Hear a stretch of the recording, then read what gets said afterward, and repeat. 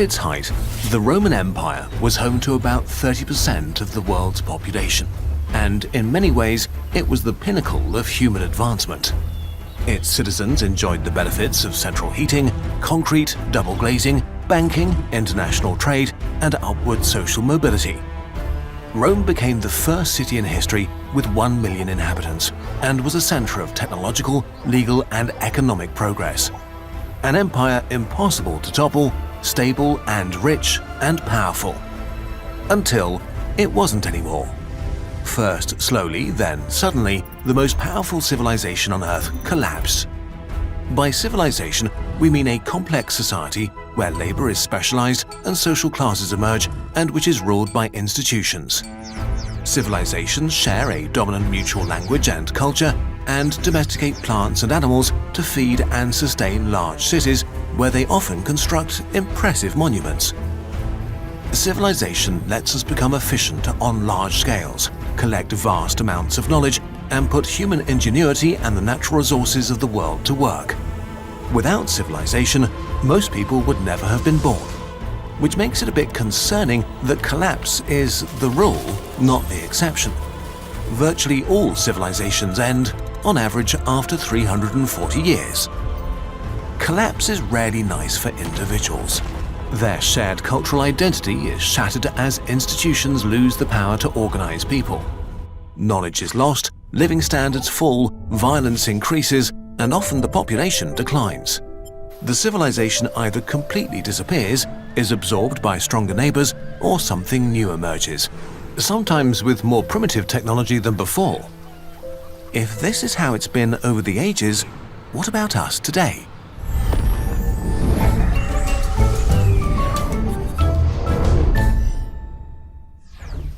Just as Europeans forgot how to build indoor plumbing and make cement, will we lose our industrial technology, and with that our greatest achievements from $1 pizza to smartphones or laser eye surgery?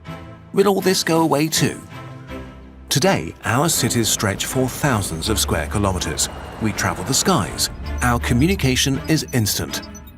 Industrial agriculture with engineered high-yield plants, efficient machinery and high-potency fertilizer feeds billions of people. Modern medicine gives us the longest lifespan we've ever had, while industrial technology gives us an unprecedented level of comfort and abundance, even though we haven't yet learned to attain them without destroying our ecosphere. There are arguably still different civilizations around today that compete and coexist with each other, but together they also form a singular global civilization. But this modern globalized civilization is even more vulnerable in some ways than past empires because we are much more deeply interconnected. A collapse of the industrialized world literally means that the majority of people alive today would perish, since without industrial agriculture we would no longer be able to feed them. And there's an even greater risk. What if a collapse was so deeply destructive that we were unable to reindustrialize again?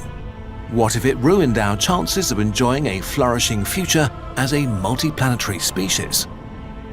A global civilizational collapse could be an existential catastrophe, something that ruins not just the lives of everyone alive today, but all the future generations that could have come into being.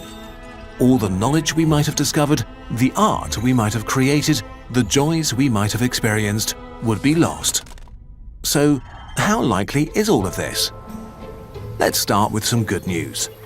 While civilization collapses have happened regularly, none have ever derailed the course of global civilization. Rome collapsed, but the Aksumite Empire, or the Teotihuacans, and of course the Byzantine Empire, carried on. What about sudden population crashes? So far, we've not seen a catastrophe that has killed much more than 10% of the global population.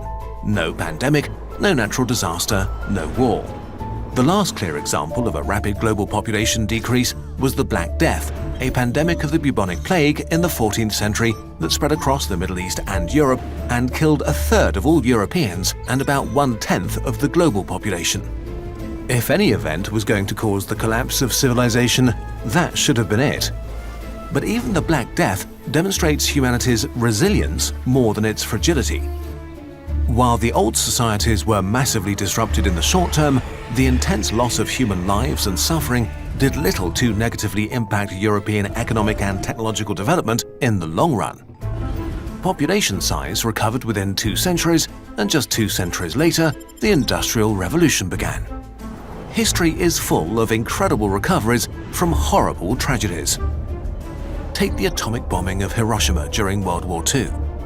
140,000 people were killed, and 90% of the city was at least partially incinerated or reduced to rubble. But against all odds, they made a remarkable recovery.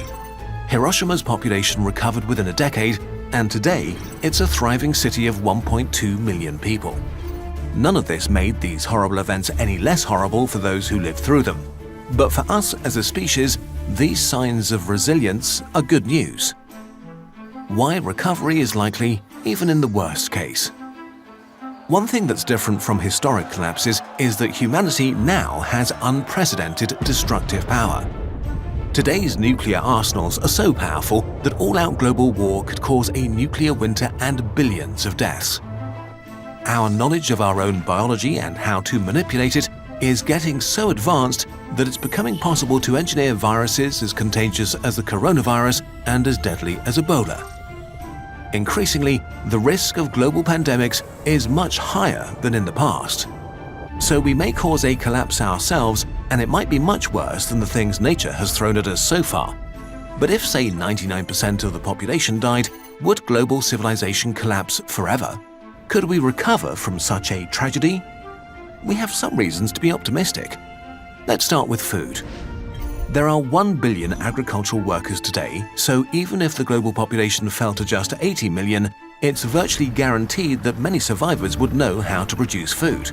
And we don't need to start at square one, because we could still use modern high-yield crops. Maize is 10 times bigger than its wild ancestor.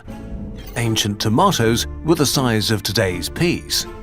After agriculture, the next step towards recovery would be rebuilding industrial capacity like power grids and automated manufacturing.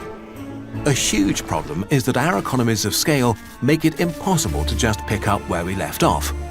Many of our high-tech industries are only functional because of huge demand and intensely interconnected supply chains across different continents. Even if our infrastructure were left unharmed, we would make huge steps backwards technologically. But then again, we are thinking in larger timeframes. Industrialization originally happened 12,000 years after the agricultural revolution. So if we need to start over after a massive collapse, it shouldn't be that hard to reindustrialize, at least on evolutionary timescales. There's a hitch though. The Industrial Revolution was fueled literally by burning easily accessible coal, and we are still very much reliant on it. If we use it all up today, aside from making rapid climate change much worse, we could hinder our ability to recover from a huge crisis. So we should stop using easy-to-access coal, so it can serve as a civilization insurance in case something bad happens. Another thing that makes recovery likely is that we'd probably have most of the information we need to rebuild civilization. We would certainly lose a lot of crucial institutional knowledge, especially on hard drives that nobody could read or operate anymore. But a lot of the technological, scientific, and cultural knowledge stored in the world's 2.6 million libraries would survive the catastrophe. The post-collapse survivors would know what used to be possible, and they could reverse engineer some of the tools and machines they'd find. In conclusion, despite the bleak prospect of catastrophic threats, natural or created by ourselves, there is reason for optimism. Humankind is remarkably resilient, and even in the case of a global civilizational collapse, it seems likely that we would be able to recover, even if many people were to perish or suffer immense hardship, even if we lost cultural and technological achievements in the process. But given the stakes, the risks are still unnervingly high. Nuclear war and dangerous pandemics threaten the amazing global civilization we have built. Humanity is like a teenager, speeding around blind corners, drunk without a seatbelt. The good news is that it's still early enough to prepare for and to mitigate these risks.